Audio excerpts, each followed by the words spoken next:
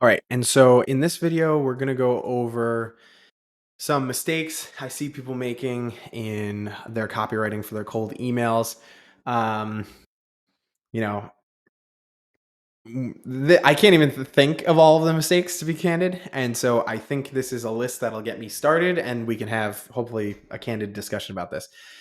And so, first mistake that I think is really odd is like people will say they'll like introduce themselves or start the email with, "Oh, this email finds you well," or something like this. Yeah. So like starting off the email and saying like, "Hey, my name's Eric. I'm the founder of Growth Engine X." Um, it's just a waste of real estate. You just shouldn't do it, and it's a big pet peeve of mine. And like I don't know, maybe it's not my most hated thing, but I just don't like to do that. Saying like not just hope this email finds you well, but just saying things that are just taking up real estate on the page and they're complete fluff, and you shouldn't be saying them. Um, I guess another thing that I don't like is in follow-up emails saying, "Hey, just checking in here. If you saw my email," just checking in is something that only salespeople say. And maybe that's another thing that I will add here is saying or doing things that only marketers slash salespeople do. So just checking in and that kind of verbiage, the only people in the world who do that are marketers or salespeople. Another thing I don't like is doing a call to action with saying like, "Hey, book a time on my Calendly here." It will work. Don't get me wrong. It's going to work, but you're going to get a higher increase in responses if you use like an open ended, like, would you have time this week to talk or something like that? Because people don't like to feel marketed to. And the only people in the world who end an email with "book a time on my Calendly here" um, are salespeople or somebody that you got like a direct intro to, which is a completely different type of email that doesn't look anything like this. And so, yeah, that's another thing. Email being too long. We said this before, 125 words is really the max, but like if you can make it 75 words, that's like way, way better. A really high performing campaign that we've ran internally had two sentences. We were targeting staffing and recruiting companies, and we basically said, "Hey, I just helped ClearMatch Talent build a system to automate their BD outreach that works so well they are hiring two more recruiters because of it. Could I send you a video of how it worked?" That was the whole email. We didn't need to get into it any more than that. Um, so yeah, the shorter you can be and like more to the point, like that guy who sells no, who purchases old electronics from companies, he literally is just emailing people saying, "Hey, I saw you manage the IT infrastructure for a company. I wanted to reach out to see if you guys have any electronics that you're looking to dispose of. If you do, we would buy it. Here's all of our certifications to ensure that your data is protected. Do you have any tech that you want to dispose of?" Basically, the whole email. It's super short. Only talking about them, and so when I say them, I mean you.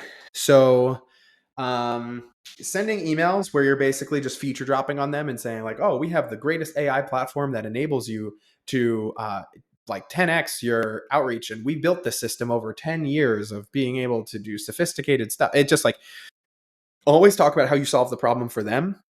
Don't just feature drop about what you've done and like how you're the best in the world. Like one thing you should never say in an email is how we're market leaders. Like they don't know you, and they have no context. They have no clue what you're talking about. And so I guess that even goes into like number 7, which we could talk about a little bit later. I got to stay on track with this. Another one is sounding like a robot or looking like every other email they've gotten from your competitors. Like a little bit of creativity goes a long way. One time we ran a campaign where we would email the CEO and then we would email the VP of marketing. But in the PS line, we basically said, "Hey, I sent a very similar message to your VP of marketing." So we're emailing the CEO, and then PS, I said, "Hey, we sent a similar message to your VP of marketing. This is an answer to a riddle that I sent them. They're going to come to you. If this was interesting to them, they're going to come to you for the answer for this riddle." And then to the VP of marketing, we said, "PS, I sent a similar message to your CEO. Here's a riddle. He has the answer." And so that was kind of how we put that campaign together. We got tons of responses of people being like, "Wow, this was so cool. This was a great email." Like it's really fun how you orchestrated that.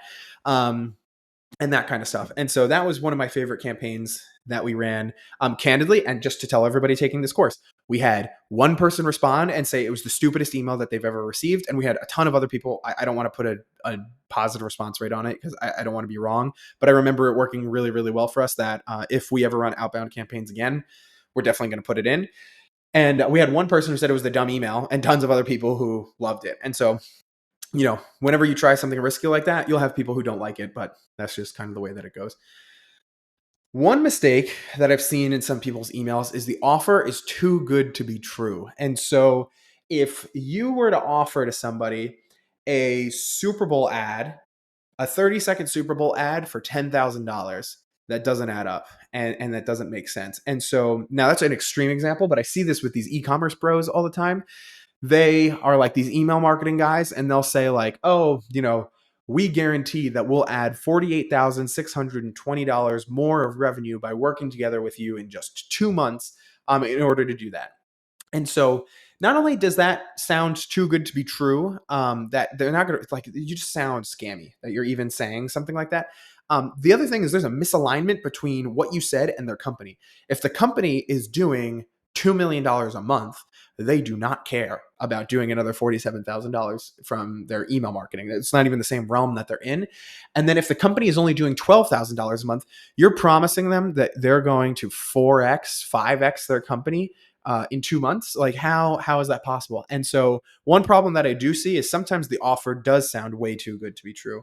And then another problem I see all the time is you think your offer is great and the market doesn't think so. And so this is like, I feel like I most often see this when customers, they want to promote like webinars or something, and they're like, "What? This is so valuable. It's so jam packed with value." And it's like, yeah, maybe, but like now webinars were really great when it was tough to find content, right? Like that's, you got to think about these mediums and why they worked in the past. So webinars were really great because it was really hard to find content about this stuff.